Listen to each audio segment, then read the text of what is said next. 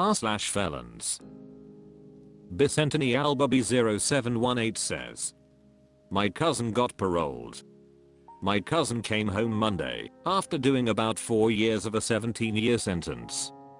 He has all these crazy restrictions and rules, and the family is worried about him being violated. Concern number 1, his PO is not the nicest person in the world.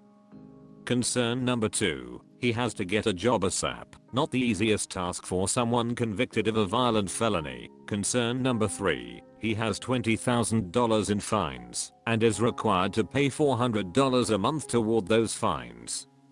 They told him when he was about to get out that he'd be able to get his driver's license. He went to the DMV and they basically told him he can't get his DL back. Random UAS, and this man has had issues with meth because he lives in a small town and has a very small circle of friends that has been ordered not to associate with. His mom is worried that they're basically setting him up to be violated, and if he goes back she will die while has him. 65.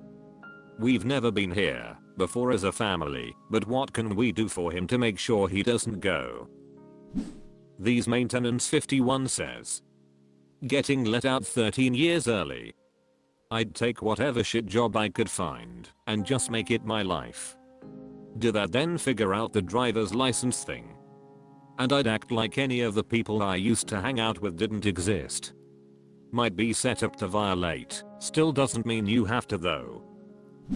Mildorwild 65 says, keep him away from the people he used to associate with at all costs. They are not his friends. Find out why the DMV is denying his DL and make sure the PO knows about that situation. Any job is better than no job. If he's not making enough to pay the full $400 each time, they'll prorate it based on what he's earning.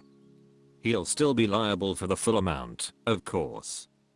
It sounds as if he's high risk for recidivism, which is probably why the PO isn't nice. Keep in mind they're not paid to be nice, they're paid to help prevent recidivism and will ride his ass to ensure he doesn't. Support him as best you can and don't enable bad decisions. Best of luck to him. Princess Rita says, you can't really do anything, it's up to him, but considering the huge break he was given, I hope he goes the extra step to stay legal. Jimmy says, you can do something, be supportive and non-judgmental. Offer rides when you can, especially for social services. Make a few calls on his behalf to explore the DL thing. Be an example of who he really wants to be. S061835 says, they tend to not be nice in the beginning, but as soon as they see you're doing the right thing they become quite friendly. I'd be less concerned about finding work and more concerned about substance abuse treatment and his mental health in general. 239 via 608 says, you can't do anything, I'm afraid. It comes down to your cousin's ability to follow the rules. In prison he had to follow the rules. Probation is not easy, it's nearly impossible. Different rules and turns in each state. Florida was stupid. My last violation, I simply told my PD I wanted to settle and finish my time in prison. That was only about 6 months in prison. Do what you can to help him follow the rules. Don't be mad if he screws up. r/felons. Damn kids, Jatoff Malone says, when dating do you disclose your record? If so, when? Was recently seeing a super sweet good girl. We went on 3 dates. I told her I had a DUI, but I didn't tell her I went to prison for it or how bad it was. Her friends told her, and now she doesn't want anything to do with me.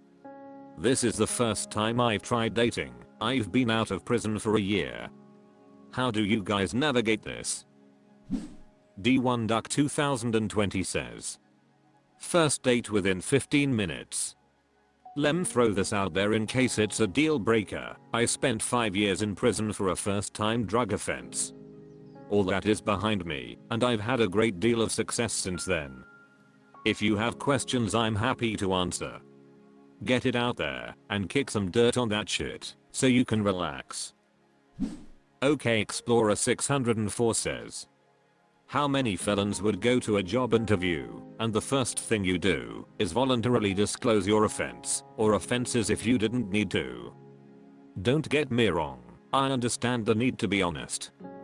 Do you immediately lead off on any conversation laying your soul bare and talking about everything wrong with you, or do you put your best foot forward first?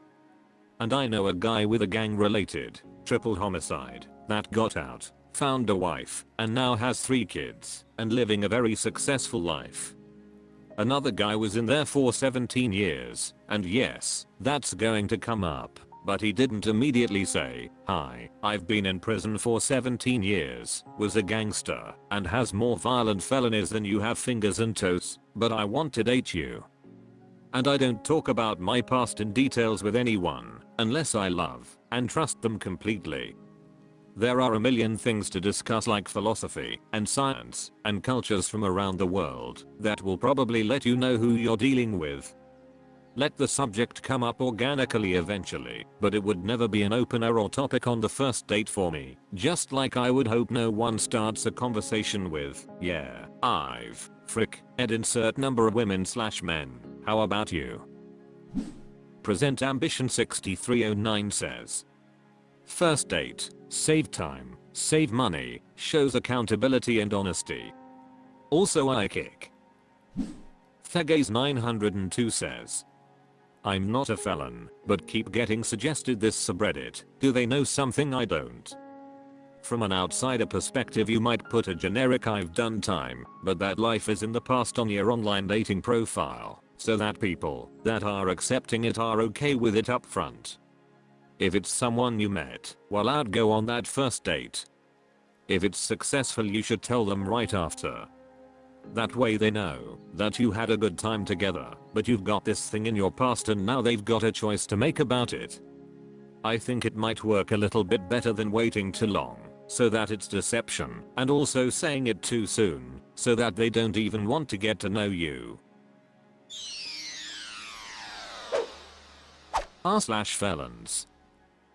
Arkstroy85 says, there is hope.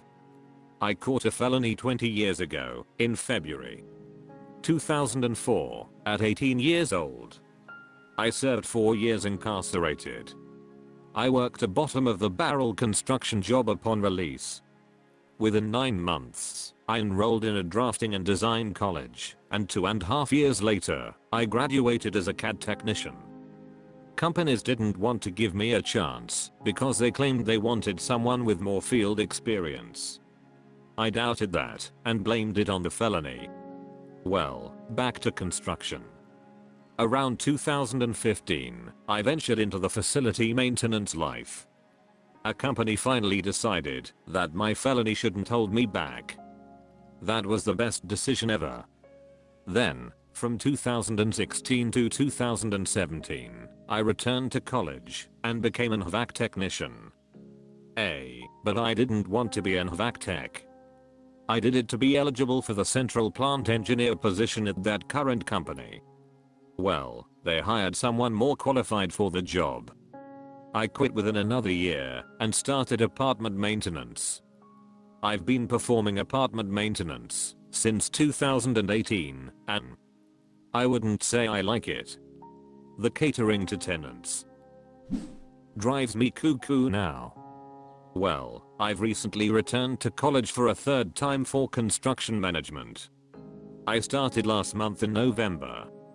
All my years of construction/maintenance experience have led me to my final decision career-wise. I will be a project manager within 5 years. I'm manifesting it. My 2 daughters depend on me to be the best role model I can be. The point is that, yes, some companies will give you hesitation for employment because of your background. And some won't. What a person does with their life afterward does make a difference at truly rehabilitating yourself. Society sees you as a threat, and you have to redeem yourself. I did. So can you. Do not stop pushing toward your goals. I thought my life would be over at the beginning of the entire charade, but I was very wrong. It all happened for a reason. Keep believing in yourself. Edit, for more clarification. I was arrested for 2 counts of armed robbery. The charges were dropped to 1 count first-degree robbery. I was given a minimal sentence of 4. Arkstroy85 says, for the record, from 2015 to now, I've held many different jobs. And each couldn't have cared less about my felony because they've seen how well I've redeemed myself to society. I've become an asset, and that's what matters. Chance Student 4108 says, all this does is prove that the felony did what it was intended to do. Held you back from the best years of your life. Tall Commercial 9884 says, all I can say is I wish you were a project manager or estimator sooner. I have a felony charge and I've been blessed with different job opportunities in construction field despite my background. El Gringo 5150 says, learn to use an estimating software program called Xactimate. It's what the insurance industry uses to estimate structure claims in houses and buildings. Both insurance adjusters and contractors use it to agree on pricing to estimate the loss. Learn how to enter a loss into that software and you will always be able to find work. Insurance restoration companies like Servpro and tons of local contractors can't do business without someone who can translate construction damage into an insurance settlement report. It's what I did when I was working. You can also sell roofs. There are more felons doing that than non-felons. The more ink, the more construction cred. Abdami says, good for you, man. X2946 says, how have you been able to afford to raise 2 daughters and take on student debt to go to college/trade school 3 times? I'm single with no debt, and taking on those kind of loans would crush me financially if it didn't work out. Oregonist 11 says, my man, manifest it, I have been out since 1997, never look back brother. Gagana007 says, as someone that has done CAD and also worked in the field, land surveying, they were telling the truth about field experience. Pretty decent job and it usually pays well.